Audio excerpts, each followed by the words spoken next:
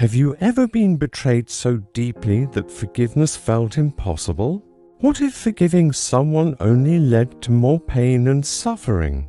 Today, we're diving into a story that explores this very question, a tale of loss, betrayal, and the true, often misunderstood, power of forgiveness. Stick around to the end, because this story might just change how you see everything. It begins in the smoke and embers of a forgotten village. A young Maasai tribe boy, hidden in the shadows, watches helplessly as raiders storm his home. He sees the glint of steel, hears his father's final cry, and feels the heat of the flames that consume everything he's ever known. Before they leave, one of the raiders locks eyes with him, a chilling, empty stare, and then they're gone, leaving him alone in the ashes. He survived, but a part of him died that day.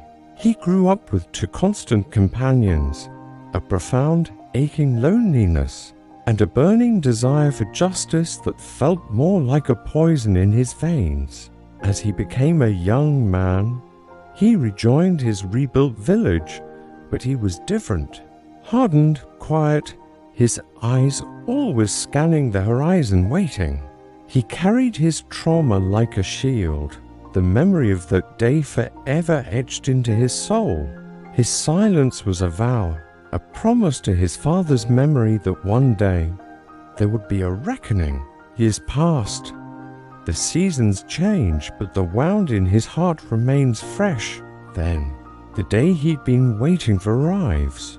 A patrol returns to the village, dragging with them a group of captured men. His heart freezes. It's them, the raiders, the same faces from his nightmares, now bound and kneeling in the center of the village square. A roar erupts from the Maasai villagers. Justice! They cry. Make them pay for what they've done. The air is thick with calls for execution.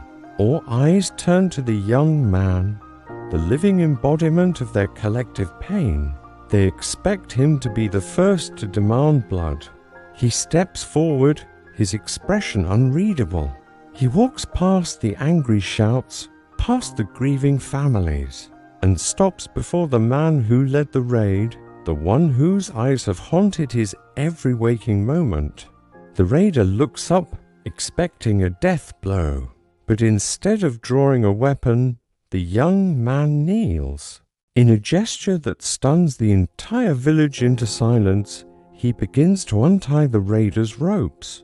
He moves down the line, freeing each one. As he releases the leader, he leans in and whispers 3 words that shatter the air. I forgive you. The reaction is immediate and brutal, not from the raiders, but from his own people. Coward! Someone screams, traitor! Another shouts. How could he? How could he betray his father's memory, their shared suffering? The very people he had lived among turn on him.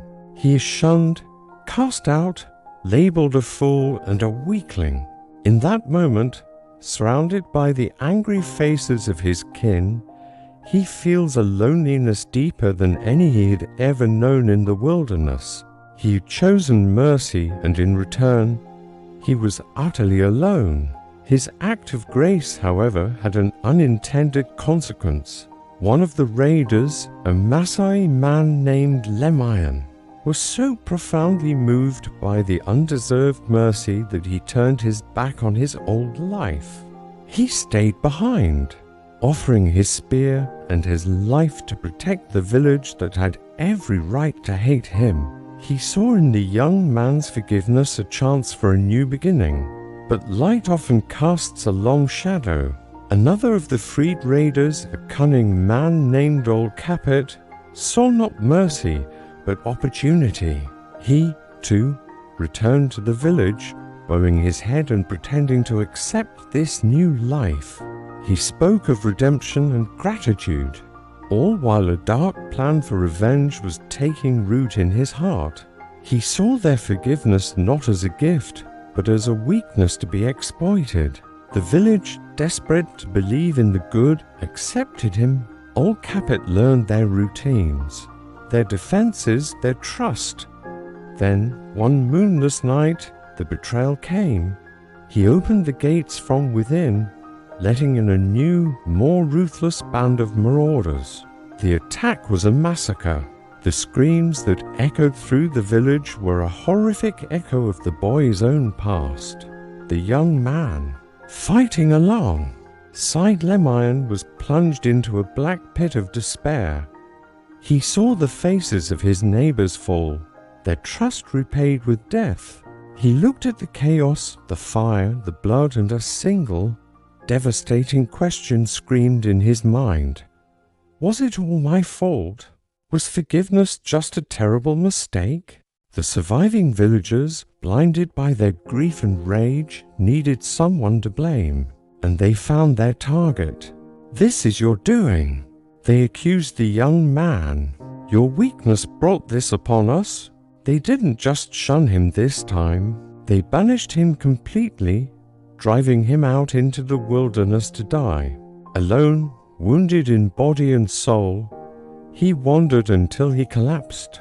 Staring up at the unforgiving sky, he almost gave in, almost let the darkness take him. Why fight? His mercy had led to death. His trust had led to betrayal. What was the point? But in the deepest, quietest moment of despair, a voice surfaced from his memory. It was his father's, not as he was in his last moments, but as he was in his lively days. Gentle and wise. "Forgiveness is not weakness, my son," the memory whispered. "It is a seed. You plant it, but you do not control when or where it grows." The words stirred something in him. He chose to live.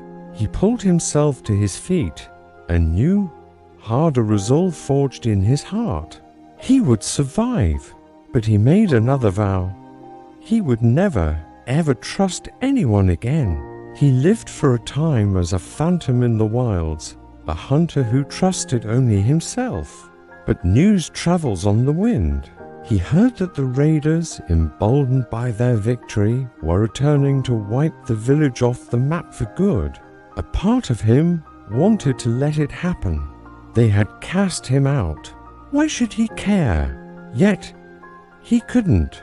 He returned not to the village, but to the shadows surrounding it, watching as the inevitable attack began. The villagers fought bravely, but they were outnumbered. Just as their lines were about to break, a lone figure charged into the heart of the enemy. It was Lemayan, the raider who had truly repented. He fought with the strength of 10 men, a whirlwind of steel and conviction buying the villagers precious time. The young man watched, frozen as Lemayan cut a path toward him, shielding him from a fatal blow. An enemy spear found its mark, and Lemayan fell. With his last breath, Lemayan looked at the young man, his eyes clear and full of gratitude.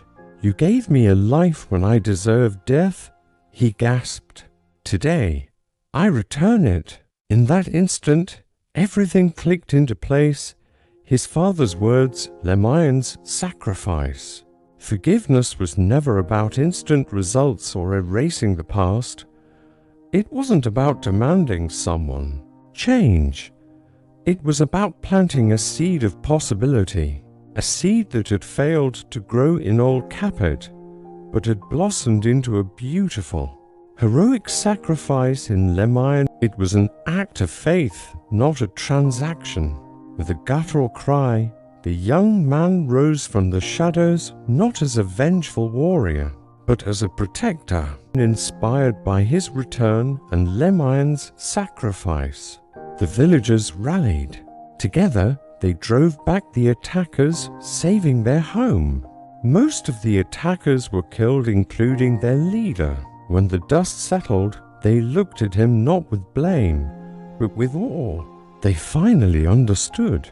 True strength wasn't in the ability to take a life. but in the courage to offer grace in the face of hatred. He became their leader, not because of his skill with a sword, but because he had carried a fragile light through the deepest darkness of betrayal, loneliness, and despair. And the story comes full circle in the most unexpected way. Among the few survivors of the raid was Lemion's young son. The village, now guided by a new understanding, took the child in as their own, and the one who stepped forward to raise him, to teach him and love him as a father, was the young man who had once forgiven his father's killer. The seed of forgiveness, planted in pain, had finally grown into a forest of hope. So I want to ask you, if you were that young man, standing over the people who destroyed your world, what would you have done? Would you have chosen vengeance or forgiveness? I'd love to see your responses in the comments below. Thank you for joining us on this journey. If you enjoy stories that make you think and feel, don't forget to subscribe to World of Wonderful Stories. We'll see you next time.